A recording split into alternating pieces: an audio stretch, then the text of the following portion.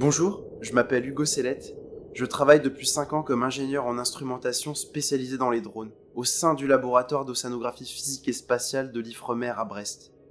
Avec mes collègues, nous sommes au service des scientifiques pour leur fournir un appui technique et les instruments océanographiques nécessaires à leurs études. Nos travaux couvrent une grande variété de thématiques, que ce soit la dynamique des océans et des zones côtières, les interactions entre l'atmosphère et l'océan, ou encore le rôle de l'océan dans la régulation et l'évolution du climat. L'histoire commence souvent sur un coin de table, ou bien au détour d'un café.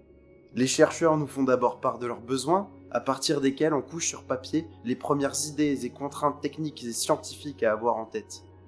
Artisans secrets de la recherche, on est en échange permanent avec les scientifiques concernés. On va concevoir et construire l'instrument adapté à leurs besoins. Cela peut être des lignes de mouillage, des bouées dérivantes, ou dans mon cas, des drones. On va par la suite les mettre en œuvre depuis des navires océanographiques. Lorsqu'on est en mer, les choses ne se passent souvent pas comme prévu. Le monde opérationnel est sans scrupules, et on travaille dans des milieux qui sont parfois extrêmes. Il y a donc de la casse, des pannes électroniques ou mécaniques. Mais c'est aussi dans ces instants de rupture que naît l'inventivité, cette nécessité de réparer, de bricoler, d'improviser. Au fond, c'est là que j'aime à nous voir comme des MacGyver des mers. La photo dont je souhaite vous parler a été prise dans l'Arctique canadien. Elle représente pour moi l'essence même de mon travail à l'Ifremer. On y voit au premier plan un catamaran téléguidable et autonome.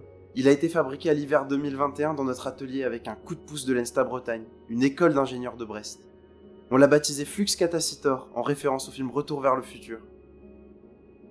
Ce drone marin est bardé de capteurs. Sur le mât, il y a divers thermomètres, un anémomètre pour mesurer la vitesse du vent, ainsi qu'un analyseur de gaz et une station météo. Ils nous permettent en quelque sorte de mesurer quelle quantité d'énergie et de mouvement vient de l'atmosphère et est ensuite transmise à l'océan. De la même manière que quand vous soufflez sur un thé chaud, l'atmosphère, via le vent, génère des vagues et des turbulences dans la mer. Sous le catamaran, caché, il y a une quille équipée de thermomètres et de capteurs de turbulence. Concrètement, ces capteurs indiquent comment l'océan utilise son énergie transmise par l'atmosphère. Vagues, turbulences sous-marines, évaporation et formation de la glace sont des exemples. La question c'est, dans quel processus physique est-ce que cette énergie transmise par l'atmosphère va dans l'océan et dans quelle proportion? Sur la bande centrale de l'image, une caresse du vent ride le plan d'eau, mais pas uniformément. Un peu partout sur l'eau, on a l'impression de voir des taches d'huile. Ces taches sont en fait des zones où il y a du frasile, le premier stade de formation de la banquise. Des cristaux de glace en suspension dans l'eau empêchent les vagues de s'y former. C'est une bonne visualisation de l'objectif du projet pour lequel a été développé ce catamaran. Il faut savoir que le changement climatique global impacte particulièrement l'Arctique, qui l'été a perdu près de 40% de sa surface de glace depuis 1979, laissant le reste de la banquise sujet aux vagues. Nous déployons alors une batterie de bouées dérivantes, drones aériens, drones sous-marins, ainsi que le catamaran Flux Catacitor, qui sont tous bardés de capteurs différents et complémentaires. Cette horlogerie d'instruments océanographiques a donc pour vocation de fournir des données aux scientifiques pour les aider à quantifier l'impact de ces vagues sur la banquise restante dans un contexte de fonte de glace accrue.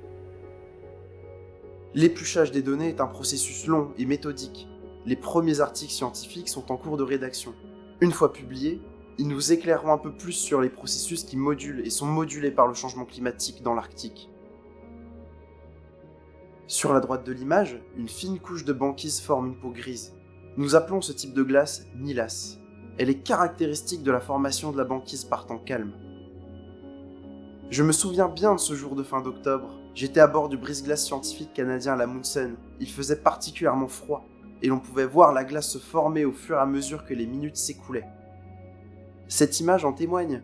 Pris dans les glaces, le catamaran attend sagement que l'on vienne le libérer en continuant de suivre et enregistrer la formation de la banquise naissante. Un timide lever de soleil polaire inonde de feu les montagnes au loin sur la ligne d'horizon et réchauffe tous les membres d'équipage à bord du navire. Nous sommes une équipe de scientifiques, d'ingénieurs et de marins, canadiens et français, qui s'affairent à respecter un planning serré. C'est comme un orchestre où chaque membre de chaque groupe s'accorde et joue la partition de son expertise, pour ensemble pouvoir faire résonner la douce musique de la recherche scientifique.